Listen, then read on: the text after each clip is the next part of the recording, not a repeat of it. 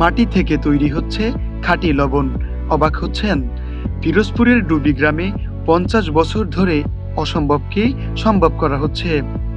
মাটি থেকে লবণ ছেঁকে নেওয়ার অবিশ্বাস্য লড়াইয়ের গল্পটা শুরু হয়েছিল চরম এক হাহাকার থেকে।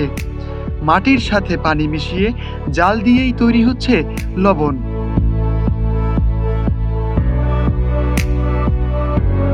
পঞ্চাশ বছর ধরে লবণ তৈরি করছে পিরোজপুরের নেছারাবাদ উপজেলার ডুবি গ্রামে। তবে এই লবণ তৈরির পেছনে রয়েছে এক ভিন্ন গল্প। 1974 সালে ভয়াবহ দুর্ভিক্ষ, আরেকদিকে লবণের তীব্র সংকট।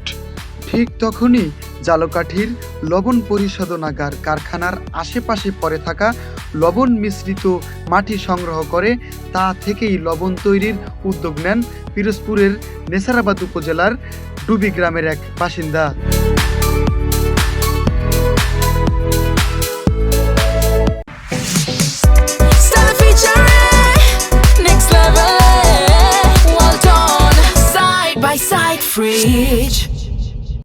প্রথমে ব্যক্তিগত প্রয়োজন মেটাতে উৎপাদন করলেও ধীরে ধীরে হয়ে ওঠে মানুষের জীবিকার নতুন পথ।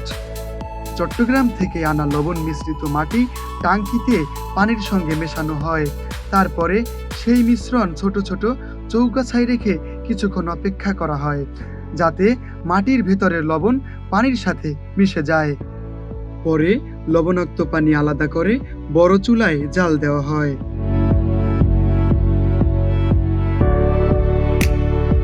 টানা 5-6 ঘন্টা জাল দিলেই পানি বাষ্প হয়ে উড়ে যায় এবং ধীরে ধীরে লবণ জমতে শুরু করে। এরপর সেই লবণ ঝুড়িতে রাখা হয়। বাড়তি পানি ঝরে গেলে নিয়ে যাওয়া হয় আয়োডিন মেশাতে।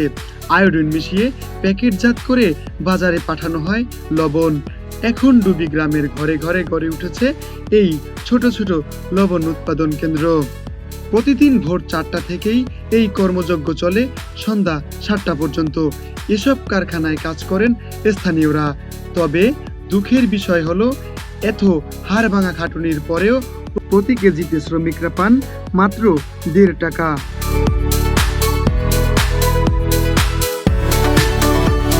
সময়ের চোরাবালিতে অনেক কিছুই বদলে গেছে, কিন্তু আজও বদলায়নি এই লবণ কারখানার শ্রমিকদের জীবন।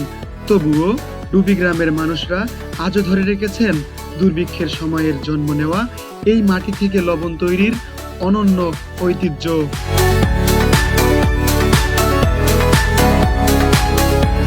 Saiful Islam Howlader, face the people, Pirojpur.